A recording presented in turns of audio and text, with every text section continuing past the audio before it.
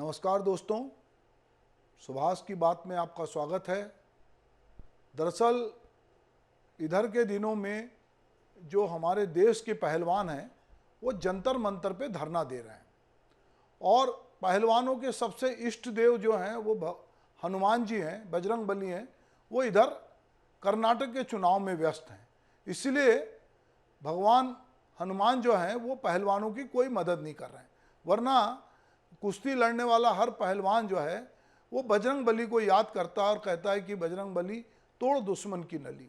पर यहाँ दुश्मन की नली बजरंग बली तोड़ नहीं पा रहे हैं और 23 अप्रैल से दिल्ली के जंतर मंतर पे पहलवान धरना दे रहे हैं। ये पहलवान कोई छोटे मोटे पहलवान नहीं है, ये पहलवान जिन्होंने देश दुनिया में भारत का नाम रोशन किया है, जिन पर हमको नाज है।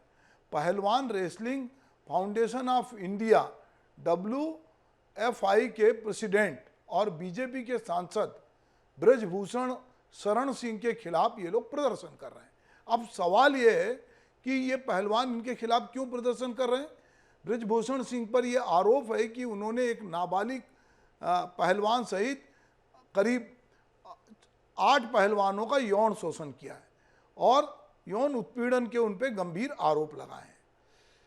7 महिला पहलवानों ने यौन उत्पीड़न की शिकायत दर्ज कराई है। इधर सुप्रीम कोर्ट ने भी WFI के अध्यक्ष ब्रजभूषण सिंह के खिलाफ महिला लेसलर की याचिका पर सुनवाई गुरुवार को बंद कर दी। अदालत ने कहा है कि महिला लेसलर को सुरक्षा दी गई है। उनकी मांग पर ब्रजभूषण सिंह पे FIR दर्ज की गई थी जो पूरी हो चुकी है। अब कोई और मसला हो तो याचिकाकर्ता हाई कोर्ट या निचली अदालत में जा सकते हैं। इस पर पहलवानों ने कहा है कि हम कोर्ट के आदेश का सम्मान करते हैं, लेकिन हमारा प्रोटेस्ट जारी रहेगा। अब इसमें नया मोड़ ये आ गया है कि आज से इस जो आंदोलन जारी है उस आंदोलन में पुलिस और पहलवानों की झड़प हो गई। पुलिस ने उठा के पहलवानों को जेल में भी बंद कर दिया, थाने में भी बंद कर दिया, मार पिटाई की, किसी का सिर फोड़ दिया। अब इन सब से पहलवान में जो उत्तेजना थी, तो पहलवानों के पक्ष में खाप पंचायत, पूरे देश की खाप पंचायत आज जंतर मंतर के पे इकट्ठी हो रही है। किसान नेता जंतर मंतर पे जा रहे हैं अलग अलग से। जैसा एक बार किसान आंदोलन के समय मामला बना था, उसी तरह का कुछ मामला बनता दिख रहा है और दिल्ली में चारों तरफ से चौकसी हो गई है। तो हम ये देख रहे हैं कि ये जो पूरा मामला है, हम कहते हैं बच्चियों से कि तुम कराटे सीखो, जूडो सीखो, ताकतवर बनो, ताकि तुम्हारा कोई तुम पे हमला ना कर सके, तुम्हारा कोई यौन शोषण ना कर सके, तुम्हारे साथ छेड़खानी ना कर सके। पर जब देश की ऐसी पहलवान जो काफ़ी ताकतवर हैं, जिन पे सिनेमा बनता है, जो बहुत सारे मेडल लाती हैं, उन पर यदि इस तरह का यौन शोषण हो रहा है तो हमको इस बहाने हमको ये देखना पड़ेगा कि खेल में महिला खिलाड़ियों की स्थिति क्या है। और इस दौर में हमारे देश में खेल कूद की जो दुनिया में महिलाओं के साथ लैंगिक भेदभाव हो रहा है, अंतर्राष्ट्रीय स्तर पे पहुंचने के लिए एक पुरुष खिलाड़ी के मुकाबले महिला खिलाड़ी को कई गुना ज़्यादा मेहनत करनी पड़ती है। वो भी तब जब परिवार का सपोर्ट मिल रहा हो। अगर वो नहीं मिला तो खिलाड़ी आगे ज़्यादा नहीं जा सकती। खिलाड़ी ही क्यों, हम देखते हैं कि स्कूलों में बच्चियों का ड्रॉप आउट भी बहुत है, लड़कों की तुलना में लड़कियों का ड्रॉप आउट बहुत है। अब जानी मानी टेनिस प्लेयर सानिया मिर्जा, तो ना जाने हमारे देश में कितनी प्रतिभाएं, और ख़ास करके लड़कियां पुरुषवादी इस नज़रिए के चलते उनकी जो प्रतिभाएं वो दम तोड़ देती हैं। माता पिता अगर लड़कों को ज़्यादा तवज्जो देते हैं तो शिक्षा से अलग हो जाती हैं। शादी होने के बाद अगर ससुराल वाले कहते हैं कि तुम नौकरी नहीं करोगी तो वो आर्थिक स्वावलंबन से अलग हो जाती है। और कुश्ती जैसी विधा जिसमें पुरुषों का वर्चस्व है, जहाँ पर कि महिलाएं अखाड़े में नहीं आती, वो लड़कियां आती हैं और फिर इस पर एक फिल्म बनती है। आमिर खान प्रोडक्शन एक फिल्म बनाता है दंगल, और वो इन्हीं लड़कियों के इर्द गिर्द कहानी रची जाती है जो इन दिनों जंतर मंतर पे आंदोलन कर रही हैं। और ये कहना पड़ता है कि हमारी लड़कियां जो है छोरों से कम नहीं हैं। अब ये जो लड़कियां छोरों से कम नहीं हैं, ये आरोप लगा रही हैं, और कोई छोटा मोटा आरोप नहीं लगा रही हैं, बहुत गंभीर आरोप लगा रही हैं और भाजपा के सांसद पे आरोप लगा रही है। सुप्रीम कोर्ट में जब इसकी सुनवाई हो रही थी तो सुप्रीम कोर्ट के चीफ जस्टिस ने कहा था कि मैं खुद इस मामले को देखूंगा और पुलिस को हड़काया था कि वो इनकी एफआईआर दर्ज कराए। एफआईआर तो दर्ज हो गई, कोई छोटा मोटा मामला होता, कोई औरत किसी के साथ लंबे समय तक रहती है और जाके कहती कि मेरा यौन शोषण हो रहा है तो पुलिस उसको धर लेती है। कोई लड़की कहती कि मेरे साथ छेड़छाड़ हो रही तो पुलिस पकड़ लेती है। यहाँ पे नाबालिग लड़कियाँ और देश की नामी गिरामी 7-8 पहलवान चिल्ला चिल्ला के कह रही हैं कि इस आदमी ने हमारा यौन शोषण किया है, तरह तरह से हमको इसने प्रताड़ित किया है। पर चूंकि वो एक बहुत रसूखदार आदमी है, वो ताकतवर पार्टी से है, वो पार्टी जो महिलाओं की सुरक्षा की बात कर रही है, वो जो पार्टी कहती है कि हमारा चाल चरित्र चेहरा बाकी से अलग है, तो लोग देखते हैं कि ये इनका चाल चरित्र चेहरा अगर अलग है, ये महिला सुरक्षा की बात करते हैं, तो अपने एक सांसद को ये क्यों ना घरे में खड़ा करते, क्यों नहीं उससे इस्तीफा मांगते।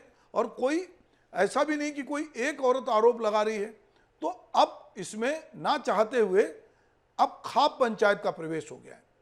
और खाप पंचायत का प्रवेश होना इसका मतलब है कि जो समाज के बुजुर्ग हैं या जो लोग बहुत सारी चीज़ों को लाते रहे, कई मामले में खाप पंचायतों की भी आलोचना होती रही, क्योंकि वो बहुत बार कई उनका नज़रिया संकीर्ण भी रहा है, पर यहाँ वो लड़कियों के पक्ष में आ रही है। ये भी एक ज़बरदस्त बदलाव है कि खाप पंचायत जो कि अंतर्जातीय विवाह के खिलाफ होती है, जो सामाजिक न्याय अपने हाथ में लेती, जो कानून व्यवस्था को नहीं समझती, वो खाप पंचायत अब लड़कियों के पक्ष में। अब सवाल ये है कि किसान आंदोलन से जो लोग नेता जुड़े हैं वो भी पक्ष में हैं, बहुत सारे विपक्ष के नेता भी जाके महिला पहलवानों के साथ खड़े हो रहे हैं और कह रहे हैं कि आपको चिंता करने की जरूरत नहीं है। पर इन सब के बावजूद वहाँ पर लड़कियों के साथ लड़कों के साथ मारपीट होती है, वो सब पहलवान है। महिला आयोग की अध्यक्ष भी जाती है, उसको भी उठा लिया जाता है। अब ये यौन शोषण से हटकर ये मामला पार्टी पॉलिटिक्स में जाता दिखाई दे रहा है और सत्तारूढ़ पार्टी भाजपा को लगता है कि हमारे सांसद को बदनाम करने के लिए कुछ पहलवान अनावश्यक यहाँ प्रदर्शन कर रहे हैं। अब अगर वो कोई मामूली लोग होते या कोई ऐसे लोग होते कि जो किसी के कहने पे प्रदर्शन करते हैं, इन लोगों ने इसके पहले तो ये सब नहीं किया। पर ये मामला कोई आज का नहीं है। अगर हम देखते हैं कि लगातार खेल की दुनिया हो, चाहे ग्लैमर की दुनिया हो, चाहे अलग अलग तरह की दुनिया हो, हम देख रहे हैं कि वहाँ पर अलग अलग तरीके से स्त्रियों का शोषण होता है। और ये कहानी बहुत लंबी है, पर इसमें जो हमारा नज़रिया है वो स्त्री के प्रति कैसा है। कभी कभी हो सकता है कि कोई झूठी शिकायत हो, पर एक साथ इतनी पहलवान, इतनी महिलाएं, इतने लोग कंप्लेंट कर रहे हैं, तो एक खेल संगठन के आदमी को, जो आपका सांसद है, वो कह रहा है कि मैं इतने लोगों का यौन शोषण नहीं कर सकता, मैं कोई शिलाजीत की रोटी नहीं खाता, वो इस तरह का बयान भी दे रहा है। तो ये बहुत चौंकाने वाली बात है। और देश के प्रधानमंत्री जो चुनाव प्रचार में घूम रहे हैं, जो स्त्रियों की सुरक्षा की बात कर रहे हैं, जो लोगों से कह रहे हैं कि आप वोट डालने जाना तो जय बजरंग बली के नारे लगाना, तो वो बजरंग बली को सबसे ज़्यादा मानने वाले वो पहलवान जो मिट्टी को पूजते हैं, जो मिट्टी की पूजा करते हैं, जो अपने शरीर पे मेहनत करते हैं, ये अगर इनके हौसले टूट गए तो हम बाकी लड़कियों से कैसे कहेंगे कि तुम जो है जूडो कराटे में जाओ, अपनी सुरक्षा खुद करो। वो कहेंगे कि देश की इतनी बड़ी बड़ी पहलवान जो पदक लाती हैं, जब अपनी अस्मिता की रक्षा नहीं कर सकती, समाज उसके साथ खड़ा नहीं हो सकता, सरकार उसके साथ खड़ी नहीं हो सकती, सुप्रीम कोर्ट के जज के कहने के बावजूद उनको न्याय नहीं मिलता, तो ये लड़कियां सोच सकती हैं कि हमको कहाँ न्याय मिलेगा। तो दरअसल हमारे पूरे देश में खेलों को लेकर जिस तरह की राजनीति है, खेलों के बीच में से जो खबरें निकल के आती है, और ख़ास करके खेल संगठन में खेल से जुड़े लोग क्यों नहीं होना चाहिए। अलग अलग, चाहे क्रिकेट हो, चाहे कुश्ती हो, चाहे हॉकी हो, कई बार ये मामला उठता है कि इसमें जिनसे खेल का कोई लेना देना नहीं, जिन्होंने कभी क्रिकेट नहीं खेले वो क्रिकेट संघ के अध्यक्ष हैं, जिन्होंने कभी कुश्ती नहीं लड़ी वो कुश्ती संघ के अध्यक्ष हैं, जिनने कभी तैरा नहीं वो तैराकी संघ के अध्यक्ष हैं। तो हम देखते हैं कि हमारे समाज में जो ये खेल संगठन है, जिसमें एक ताकत है, विदेश घूमने जाने मिलता है, पैसा है, पावर है, वहाँ पर इस तरह के लोग आते हैं। और ये जब जो लड़कियां हैं उनका जब शोषण होता है और ये कहानियां बाहर आती हैं, तो तो बाकी लड़कियां जो किन्हीं कारणों से घर से बाहर नहीं जा पा रही, उनके तो हौसले टूट जाते हैं, और जिनके माता पिता हिम्मत करके कि लड़के और लड़की को बराबर समझते हैं और सोचते हैं कि कोई क्षेत्र केवल लड़कों का नहीं है, लड़कियां भी यहाँ जा सकती हैं, वो भेजते हैं, और इस तरह की कहानी आती है, इस तरह के प्रदर्शन होते हैं, तो निश्चित रूप से ये बात चौंकाती है कि हमारे देश में क्या वाकई में लड़कियां सुरक्षित हैं? क्या हम वाकई में लड़कियों के साथ भेदभाव नहीं करते? क्या हम उनकी शिकायत को गंभीरता से लेते हैं? हमने बहुत सारे कानून बनाए, हमने लगातार लड़कियों पर होने वाले बलात्कार को रोकने, उनकी हत्या को रोकने के लिए तमाम कानून बनाए, पर उनके साथ छेड़छाड़ का ये सिलसिला निरंतर जारी है। और जंतर मंतर पे हो रहा ये प्रदर्शन इस बात को बताता है कि बहुत बार सरकारें या सत्ता में जुड़े लोग या जो बहुत नैतिकता की बात करते हैं, जो स्त्री की पक्षधरता की बात करते हैं, जब उनके साथ के लोग इसमें इन्वॉल्व होते दिखते हैं तो वो जानबूझकर चुप्पी साध लेते हैं, आंखें मूंद लेते हैं।